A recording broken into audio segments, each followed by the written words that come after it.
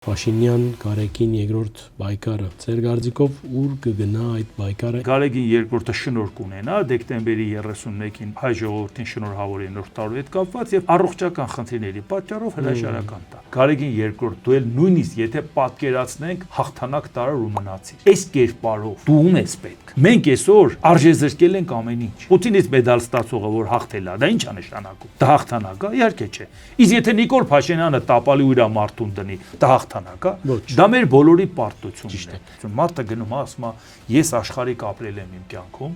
շատ հարցերի լուծումներ գտել եմ, հարցեր կա, որ չեմ գտել։ Ինձ պետք է մի հատ ուրիշ արժեքային համակարգի մարդ խորհուրդ տա։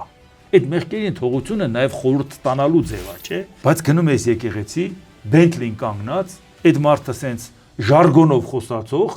ես տեսնում ես, որ նա տենչում է աշխարհիկ կյանքով ապրի, նա երազում է քո կարգավիճակի, ասում ես Տեր Աստված, ես էս ուր եմ եկել։